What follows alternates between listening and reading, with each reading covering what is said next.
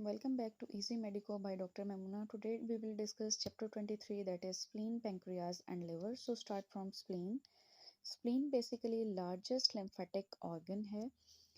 It plays an important role in the immune response of the body in making antibodies. Spleen basically store and filter blood and makes white blood cells that protect you from infection.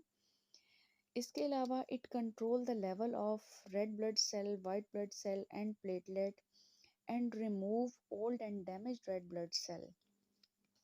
If spleen does not work properly, it may also start to remove healthy blood cells. In humans, up to 240 ml or around a size of cup red blood cells is held within the spleen and released in cases of hypoxia and hypovolemia. It can store platelets in case of an emergency and also clear old platelets from circulation. These are the basic functions of spleen.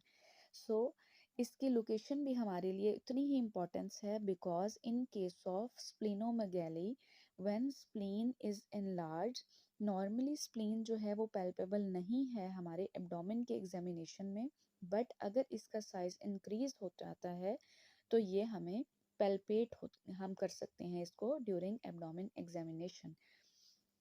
सो इसकी location and dimension की importance इसलिए ज़रूरी है कि हमें इसकी location का exact idea हो. अब ये 9 हाइपोकॉन्ड्रियम जो हमारे 9 एब्डोमेन के रीजन हैं वो इस डायग्राम में आपको शो हो रहे हैं. This one is the left side and this is the right side. So spleen हमारी बेसिकली वेज शेप्ड ऑर्गन है और ये हमारा लेफ्ट हाइपोकॉन्ड्रियम में प्रेजेंट है और पार्शली एपिगेस्ट्रियम के एरिया में. ठीक है, ये हमारा लेफ्ट हाइपोकॉन्ड्रियम का एरिया हो गया और ये पार्शली यहाँ पे एपिगेस्ट्रिक के एरिया में प्रेजेंट है. टेट्राहेड्रल शेप है. इसके अलावा डायमेंशन की अगर बात करें तो ये वस्कुलर है, हाईली वस्कुलर है, डार्क पर्पल कलर है. साइज एंड वेट अगर इसका देखें तो जो ऑड नंबर्स हैं 1, 3, 5, 7, 9 एंड 11 से हम इसको याद रखेंगे. 1 odd number represents the thickness 1 inches and 3 is 3 inches broad, 5 inches long and 7 ounces weight है. 9 to 11 जो हैं वो रिब्स हैं. उसके बाद बात करते हैं हम इसके एक्सिस ऑफ स्प्लेन की. तो इसमें पोजीशन अगर हम देखें स्प्लेन की दिस वन पर्टिकुलर डायग्राम से, तो इसमें ये एक एंगल बनाते हैं 45 डिग्री का.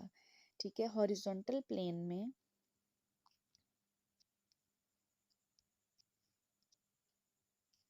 हॉरिजॉन्टल प्लेन में 10th रिब के अराउंड.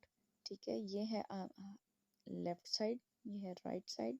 यहाँ पे अराउंड 10th रिब, ये वर्टिब्रल कॉलम है, 10th रिब के अराउंड ये फॉरवर्ड लेटरली प्रेजेंट है और एंगल बनाती है 45 डिग्री का विद इन हॉरिजॉन्टल प्लेन. ये आपका एंगल बनेगा 45 डिग्री का. इसके बाद अगर एंड्स की बात करें तो इसमें एंटीरियर और लेटरल एंड प्रेजेंट है. इसके अलावा पोस्टीरियर और मीडियल एंड प्रेजेंट है. तो यहाँ पे देखें तो ये इसका पोस्टीरियर और मीडियल एंड होगा जो कि राउंडेड है, अपवर्ड है और बैकवर्ड है. और यहाँ पे इसका रिलेशन है किडनी के साथ. इसी तरह अगर एंटीरियर और लेटरल एंड की बात करें तो ये एक्सपेंडेड है, ये एंटीरियर और लेटरल एंड है, ये एक्सपेंडेड है and more like a border, और ये रीच करता है मिड एक्सरे लाइन को. ठीक है, यहाँ पे अगर हम बनाएं एक्सरे लाइन को ड्रॉ करें तो यहाँ पे ये इसका लेवल जो है वो मिड एक्सरे लाइन तक आ जाएगा. इसके बाद हम देखते हैं इसके बॉर्डर्स. इसके बॉर्डर्स में देखें तो सुपीरियर बॉर्डर है, इंफीरियर बॉर्डर है और इंटरमीडिएट बॉर्डर है. तो this one is the superior border, inferior border and ill defined intermediate border present है इसमें. देन सर्फेसिस की बात करते हैं. डायफ्रामेटिक सरफेस है एंड विज़रल सरफेस है. इसको हम इस पर्टिकुलर डायग्राम से देखेंगे. इसमें हमारे पास ये डायफ्राम हमें नज़र आ रहा है, डोम ऑफ डायफ्राम को ये फॉलो करेगी जो सरफेस, ये हमारी डायफ्रामेटिक सरफेस है जो कि कन्वेक्स और स्मूथ है। Then second one is visceral surface, जहाँ पे भी जिस विजरा पे ये प्रेजेंट, विजरल सरफेस में इसके 3 इंपॉर्टेंट कनेक्शंस हैं, स्टमक के साथ, किडनी एंड कोलोन के साथ। जिस पर्टिकुलर विजरा के ऊपर ये पड़ी होगी तो उसका इम्प्रेशन इसकी विजरल सरफेस पे हमें नज़र आएगा। यहाँ पे ये कोलोन के साथ इसका कनेक्शन नज़र आ रहा है, और इसके अलावा किडनी के साथ है एंड स्टमक के साथ है, ये स्टमक के साथ है। और इस डायग्राम में हमने देखा था कि इस पर्टिकुलर एरिया पे ये किडनी के साथ अपना रिलेशन बनाते हैं।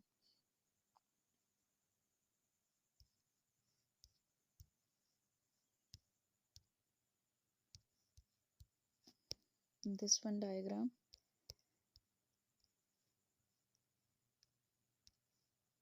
यहाँ पे पर्टिकुलरली इस एरिया में। उसके बाद हम बात करते हैं इसके विजुअल इम्प्रेशंस को, देखते हैं इस डायग्राम से।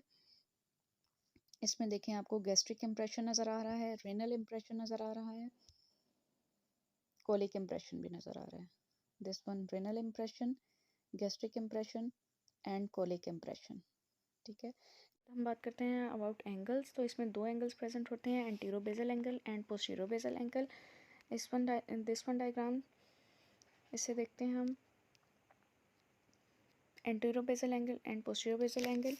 अब ये है इसका स्प्लीन का सुपीरियर बॉर्डर। तो superior border, this one is superior border and superior border और एंटीरियर या लेटरल एंड पे यहाँ पे जो एंगल बनेगा ये एंटीरो बेसल एंगल होगा। उसके बाद inferior border, this one is inferior border, और यहाँ पे इसका एंटीरियर या फिर लेटरल पार्ट होगा। तो इसके दरमियान जो एंगल बनेगा इस जगह पे वो पोस्टीरो बेसल एंगल होगा। सो सबसे पहले अगर स्प्लीन की इनलार्जमेंट होती है, स्प्लीन का साइज़ अगर इनलार्ज होते हैं तो उसमें सबसे पहले आपको यही एंगल एंटीरो बेसल एंगल जो है वो फर्स्ट जो है वो साइट है जो फील होती है, इसीलिए इसको क्लिनिकल एंगल ऑफ स्प्लीन भी कहा जाता है। स्प्लीन जब इनलार्ज हो जाती है तो this is first felt here at antero basal angle. So clinically इसकी इंपॉर्टेंस है, इसको क्लिनिकल एंगल ऑफ स्प्लीन भी कहते हैं। इसके बाद अगर बात करें हाइलम की, तो हाइलम जो है वो बेसिकली वो पॉइंट है जहाँ पे ब्लड वेसल्स एंटर और एग्जिट हो रही होती हैं किसी भी ऑर्गन में। इसके बाद रिलेशंस की बात करें तो पेरिटोनियल रिलेशंस हैं, इसमें 3 टाइप्स के लिगामेंट्स हैं हमारे पास। गैस्ट्रोस्प्लेनिक लिगामेंट है, लिनोरेनल लिगामेंट है एंड फ्रेनोकोलिक लिगामेंट। इसको हम इस डायग्राम से देखते हैं। सो फर्स्ट वन, इसमें देखें आपको पेरिटोनियम नज़र आ रही है। तो हमारे जो स्प्लीन है ये टोटली सराउंडेड है पेरिटोनियम से। सो ये है हमारी स्प्लीन, तो यहाँ पे ये सारी पेरिटोनियम से सराउंडेड है, और इसमें एक गैस्ट्रोस्प्लेनिक लिगामेंट प्रेजेंट है जो किसके दरमियान है, स्टमक और स्प्लीन के दरमियान। This one ligament between stomach and spleen. ठीक है, यहाँ पे लिगामेंट प्रेजेंट होगा, उसको हम गैस्ट्रो स्प्लेनिक लिगामेंट कहेंगे। और इसकी इंपॉर्टेंस ये है कि इसमें शॉर्ट गैस्ट्रिक वेसल्स प्रेजेंट होते हैं। अगर किसी कंडीशन में हम स्प्लेनेक्टमी करते हैं, स्प्लेन को रिमूव करते हैं, तो ये गैस्ट्रिक वेसल्स जो हैं वो ब्लीड कर सकती हैं। उसके बाद सेकंड वन जो लिगामेंट है वो है lienorenal ligament. It is present between, lieno mean spleen, it is present between spleen and kidney. This is the lienorenal ligament. इस एरिया में ये बेसिकली प्रेजेंट होता है बिटवीन स्प्लेन एंड किडनी। यहाँ पे आपको लेसर सैक नज़र आ रही है, ये ग्रेटर सैक का एरिया है। सो नेक्स्ट अगर हम बात करते हैं तो लिनोरेनल लिगामेंट जो है, इस एरिया की क्या इंपॉर्टेंस है कि इसमें हमारे पास टेल ऑफ पेंक्रियाज होती हैं।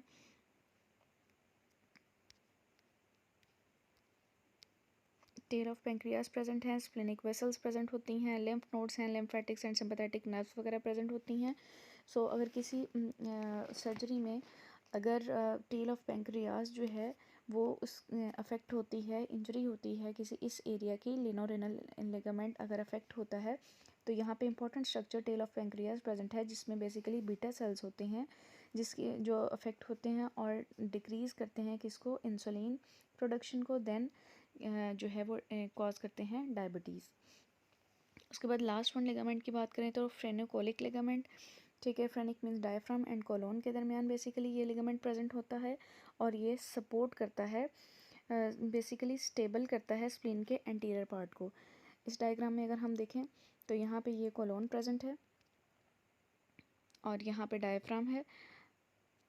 तो यहाँ पे कोलोन और डायफ्राम के दरमियान ये लिगामेंट प्रेजेंट होगा और ये सपोर्ट करेगा स्प्लीन के एंटीरियर पार्ट को। इसके बाद अगर हम देखें इसके विज़ुअल रिलेशंस की बात करें तो बेसिकली हम इनको डिस्कस कर चुके हैं कि हम जहाँ पे जिस स्प्लीन जो है वो जिस पर्टिकुलर एरिया में प्रेजेंट होती है उस पर वो इम्प्रेशन पड़ता है। Colic impression, renal impression, gastric impression वगैरह, ये सब हमने पेंक्रियाटिक इम्प्रेशन, यह सब हमने इस डायग्राम के थ्रू देखे हैं। इसमें पेंक्रियाटिक इम्प्रेशन भी आपको नज़र आ रहा होगा। देन इसके बाद अगर हम बात करें तो डायफ्रामेटिक सरफेस की, डायफ्रामेटिक सरफेस को हम इस डायग्राम से देखेंगे। डायफ्रामेटिक सरफेस जो है वो इसमें डायफ्राम प्रेजेंट है। इस सरफेस में ये स्प्लीन है हमारी, तो इसके ऊपर ये डायफ्रामेटिक सरफेस है। इसके बाद इसमें देखें तो बेसिकली इसमें 9, 10 और 11 रिब्स का पार्ट आ जाता है। ये पर्टिकुलरली 9th रिब का एरिया नज़र आ रहा है और ये 11th रिब का, तो इस एरिया में हमारी स्प्लीन प्रेजेंट है। अगर आर्टेरियल सप्लाई की बात करें तो स्प्लीन जो है स्प्लेनिक आर्टरी इसको सप्लाई करती है। स्प्लेनिक आर्टरी जो है वो लार्जेस्ट ब्रांच है सीलिक ट्रंक की। इसमें जो है वो it passes through lienorenal ligament to reach the hilum of spleen where it divides into, further देखा जाए तो यहाँ पे जाके फर्दर 5 मोर ब्रांचेस में डिवाइड होती है। इसके अलावा यहाँ पे 2 थ्योरीज का कंसेप्ट बताया हुआ है, close theory and open theory के बारे में बताया हुआ है। अब 2 सिस्टम है बेसिकली। क्लोज सिस्टम में ये एक्सप्लेन किया गया है कि अगर फॉर एग्जांपल ये आर्टरी है, ये आर्टरीज हैं, स्प्लेनिक आर्टरी आती हैं, देन ब्रांचेस डिवाइड हो जाती हैं जो कि हमारे पास पेनिसिलाई एंड एलिप्सॉइड, ठीक है, इसमें डिवाइड होती हैं। उसके बाद आके कैपिलरीज बनती हैं, देन वेनस साइनोसॉइड्स, और उसके बाद वेन में ब्लड कलेक्ट हो जाता है, ठीक है। ये है हमारा क्लोज सिस्टम जो है। इसमें जो है ये एक्सप्लेन किया गया है बेसिकली कि एक वेल डिफाइंड ब्लड वेसल्स के थ्रू सारा जो है वो ब्लड जाता है। दूसरा ओपन थ्योरी में ये बताया गया है कि ओपन थ्योरी में स्प्लेनिक आर्टरी की होती है, उसमें देन ये ब्रांचेस में डिवाइड होती है। उसके बाद इसमें देखें तो एक ब्लड जो है वो एक कैविटी में फैल जाता है, देन उसके बाद वेनस साइनोसॉइड्स जो है उसको कलेक्ट करके वेन में चला जाता है। ये है हमारी ओपन थ्योरी का कंसेप्ट, ठीक है। ओपन थ्योरी में ये पर्टिकुलर जो है वो एक सीक्वेंस डिस्क्राइब की गई है, और क्लोज जो है उसमें है कि वेल डिफाइंड ब्लड वेसल से पास होता है, देन आगे जाता है। तो इसमें कुछ कंडीशंस में ये भी किया जाता है कि कॉम्बिनेशन होता है बोथ का, या कुछ एरियाज में ओपन थ्योरी सिस्टम है एंड कुछ में क्लोज है। देन इसके बाद बात करते हैं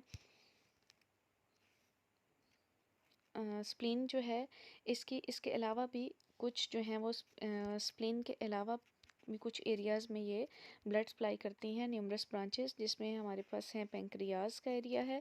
उसके बाद 5 to 7 शॉर्ट गैस्ट्रिक ब्रांचेस हैं जो हमने अभी देखी थी पीछे डायग्राम में।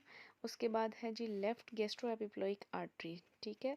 ये स्प्लीन के अलावा अदर एरियाज़ हैं जहाँ पे ये टर्मिनल ब्रांचेस देती हैं और स्प्लेनिक आर्टरी जो है सप्लाई करती है। उसके बाद अगर वेनस ड्रेनेज की बात करें तो वेनस ड्रेनेज में स्प्लेनिक वेन आ जाती है, और उसके बाद ये ज्वाइन करके मेजेंटेरिक वेन को, सुपीरियर मेजेंटेरिक वेन को पोर्टल वेन बनाती है। ये हमने पिछले टॉपिक में भी डिस्कस किया था। ये पोर्टल वेन बन रही है सुपीरियर मेजेंटेरिक को ज्वाइन करके, ये स्प्लेनिक वेन आ रही है। इसके अलावा इसमें बहुत सारी और वेन्स भी ड्रेन होती हैं। लेफ़्ट गैस्ट्रो एपिप्लोइक हो गई, इन्फीरियर मेजेंटेरिक है, लेफ़्ट गैस्ट्रो एपिप्लोइक है, इन्फीरियर मेजेंटेरिक है, देन शॉर्ट गैस्ट्रिक वेन्स वगैरह यहाँ से ड्रेन हो रही हैं इसमें स्प्लेनिक वेन में, और ये सुपीरियर मेजेंटेरिक वेन के साथ मिलके पोर्टल वेन बना रही है। उसके बाद लिम्फेटिक ड्रेनेज की बात करें तो इसमें हैज़ नो लिम्फेटिक्स, ठीक है। लिम्फेटिक ऑर्गन है बट इसमें कोई लिम्फेटिक्स प्रेजेंट नहीं है, लेकिन इसमें कहाँ पे प्रेजेंट होते हैं, lymphatics arise from connective tissue of the capsule में, ठीक है। उसके बाद ये ड्रेन करते हैं इसमें सारा जो है वो लिम्फ कलेक्ट होता है, और देन ये ड्रेन करते हैं पेंक्रियाटोस्प्लेनिक लिम्फ नोड्स में। यहाँ पे। उसके बाद नर्व सप्लाई की बात करें तो सिंपैथेटिक नर्व फाइबर्स हैं जो कि सिलिक प्लेक्सस से ड्राइव होते हैं, वेजोमोटर है नेचर में, और ये सप्लाई करते हैं कैप्सूल को। उसके बाद फंक्शंस की बात करें तो फंक्शंस हम ऑलरेडी देख चुके हैं, तो इसको देखते हैं। फेगोसाइटोसिस का फंक्शन है, बेसिकली मेन फंक्शन है फेगोसाइटोसिस में ये होता है कि स्प्लीन जो है वो इंगल्फ कर लेती है जितने भी इसमें रेटिकुलर सेल्स वगैरह प्रेजेंट होते हैं। इसके अलावा मैक्रोफेजेस, एंडोथेलियल सेल्स वगैरह प्रेजेंट होते हैं, फ्री मैक्रोफेजेस और रेटिकुलर सेल्स प्रेजेंट होते हैं, जो क्या करते हैं आपके जितने भी माइक्रो ऑर्गेनिजम्स या ओल्ड रेड ब्लड सेल्स वगैरह होते हैं उनको जो है वो इनगल्फ कर लेते हैं। इसमें देखें फेगोसाइटोसिस, माइक्रो ऑर्गेनिजम्स, ठीक है, ओल्ड वन, और ये सारी चीज़ें हम डिस्कस कर सके हैं। उसके बाद है second one function, first one phagocytosis हमने देख लिया जिसमें बेसिकली इंगल्फ होती हैं, ठीक है। उसके बाद हेमोपोइसिस का फंक्शन है। हेमोपोइसिस के फंक्शन में क्या है कि रेड ब्लड सेल की प्रोडक्शन को हम हेमोपोइसिस कहते हैं। तो इसमें स्प्लीन जो है वो इम्पॉर्टेंट रोल प्ले करती है ड्यूरिंग फेटल लाइफ, जो है वो रेड ब्लड सेल बनाती है, बट आफ्टर दैट इसका काम क्या है, लिम्फोपोइसिस यानी कि लिम्फोसाइट्स बनाना, ठीक है, जो हमें हेल्प करते हैं हमारे इम्यून सिस्टम के लिए, और इसमें जो है वो इम्यून रिस्पॉन्सेस के लिए हेल्प आउट करते हैं। तो ये लिम्फोसाइट्स की प्रोडक्शन जो है वो उसके लिए करते हैं, लेकिन कुछ कंडीशंस में ऐसा होता है कि स्प्लीन में हेमोपोइसिस का फंक्शन दोबारा से स्टार्ट हो जाता है स्प्लीनोमेगाली वगैरह की कंडीशंस में, और like chronic myeloid leukaemia and myelosclerosis वगैरह की कंडीशन में ये अगेन दोबारा हेमोपोइसिस का फंक्शन परफॉर्म करने लग जाती है। बेसिकली इसका काम क्या है, जब ये मैच्योर हो जाती हैं फीटल लाइफ में तो ये हेमोपोइसिस का फंक्शन परफॉर्म करती है, बट आफ्टर दैट ये जस्ट लिम्फोसाइट की प्रोडक्शन में। दैन थर्ड वन जो है वो इसका इम्यून रिस्पॉन्स है फंक्शन, ये भी हम ऑलरेडी डिस्कस कर चुके हैं, एंटीजेंस के स्टिमुलेशन वगैरह, और इसके अलावा इसमें स्टोरेज ऑफ आरबीसीज का फंक्शन है। इसका लास्ट वन फंक्शन है आरबीसीज को स्टोर करते हैं, इसमें लार्ज अमाउंट ऑफ आरबीसीज जो हैं वो प्रेजेंट होते हैं एंड रिलीज इनटू सर्कुलेशन, जब भी नीडेड होते हैं तो ये रिलीज़ करते हैं। This function is better marked in animals than in man. उसके बाद हम बात करते हैं क्लिनिकल एनाटॉमी की। हमने पहले भी बात की है कि स्प्लीन जो है वो नॉर्मली पैल्पेबल नहीं होती, लेकिन इन लार्ज कंडीशंस में अगर स्प्लीन का साइज़ बढ़ जाता है तो ये हमें लेफ़्ट कॉस्टल मार्जिन में फील हो सकती है। इस डायग्राम में अगर हम देखें तो यहाँ पे देखें, this one is the right side of the person and this is the left side of the person. So ये हमारा लेफ्ट कोस्टल मार्जिन है, ये राइट कोस्टल मार्जिन है। तो यहाँ पे देखें तो स्प्लीन जो है वो उसका साइज़ अगर इनलार्ज होता है तो इसमें mild enlargement, moderate enlargement and sphere enlargement आपको नज़र आ रही है इस डायग्राम के थ्रू, ठीक है। उसके बाद इसमें क्या बताया है कि हमारी जो स्प्लीन है वो इनलार्ज होती है तो हमारे लेफ्ट कोस्टल मार्जिन में इंस्पायरेशन में फील हो सकती है। इसके अलावा spleen become palpable only after it has enlarged to about twice its normal size, यानी कि स्प्लीन हमें तब फील हो सकती है जब अपने साइज से ट्वाइस जो है वो बढ़ जाती है तो हमें ये फील होने लगती है। उसके बाद स्प्लीनोमेगाली की बात करते हैं तो एनलार्जमेंट ऑफ स्प्लीन को हम स्प्लीनोमेगाली कहते हैं। इसके बाद है spleen become very large and then splenectomy, surgically removal of spleen को स्प्लीनेक्टमी कहेंगे। और इसमें हमने ड्यूरिंग द सेपरेशन पहले भी बात की है कि टेल ऑफ पेंक्रियाज को केयरफुली अवॉइड किया जाता है, बिकॉज टेल ऑफ पेंक्रियाज जो है वो रिच है आइलेट्स ऑफ लैंगरहैंस से, जिसमें हमारे सेल्स बनते हैं और इंसुलिन की प्रोडक्शन जो है वो अफेक्ट हो सकती है। इसके बाद हमने इसमें पिछले डायग्राम में दो स्प्लीन के लिगामेंट्स देखे थे, गैस्ट्रोस्प्लेनिक एंड लेनोरेनल लिगामेंट्स के एरियाज। सो ये लिगामेंट्स जो हैं ये इनको जो है अफेक्ट हो सकते हैं ड्यूरिंग सर्जरी, इनके कंटेंट्स बहुत इंपॉर्टेंट हैं। उसके बाद बात करते हैं स्प्लेनिक पंक्चर की। स्प्लेनिक पंक्चर जो है वो हो सकता है left 9th 10th intercostal space में using lumbar puncture needle. Then इसके बाद देखते हैं हम स्प्लेनिक इन्फेक्शन। स्प्लेनिक इन्फेक्शन में स्प्लेनिक आर्टरी जो है वो एंड आर्टरीज होती हैं। स्प्लीन में कोई भी आर्टरी अगर सप्लाई कर रही है जाके ब्लड तो वो उसकी एंड आर्टरीज हैं। इसमें कोई भी कोलेटरल सर्कुलेशन जो है वो प्रेजेंट नहीं होती। तो किसी भी पर्टिकुलर एरिया में, फॉर एग्जांपल इस एरिया में ये आर्टरी सप्लाई कर रही है तो इसमें अगर एम्बोलस आ जाता है तो वहाँ पे क्या हो जाएगा, उसकी ब्लड सप्लाई इफेक्ट हो जाएगी और वो पार्ट आपका इन्फेक्शन जो है देयरफॉर इसमें स्प्लेनिक इन्फेक्शन हो जाएगा उस पर्टिकुलर पार्ट का। अच्छा, और इसका पेन जो है वो लेफ़्ट शोल्डर में हमें फ़ील होता है। इसके अलावा स्प्लीन जो है वो डेंजर है ट्रॉमा के, बिकॉज़ हमने बात की है कि 9th 10th और 11th रेप के पीछे ये प्रेजेंट है, तो ये किसी भी एक्सीडेंट वगैरह में, ट्रॉमा में इंजरी इसकी हो सकती है और स्वेयर हेमरेज हो सकता है। रेफर्ड पेन जो है वो इसका वो हमें pain of splenic tissue poorly localized है, और ये आपका एपिगैस्ट्रिक वगैरह में, एपिगैस्ट्रियम में, स्प्लेनिक कैप्सूल में और इन एरियाज़ में लेफ़्ट अपर हाइपोकॉन्ड्रियम में फ़ील हो सकता है। इसके अलावा स्प्लीन में अगर स्मॉल टीयर होता है तो it can be sutured with catgut and the greater omentum can be wrapped around the sutured tier.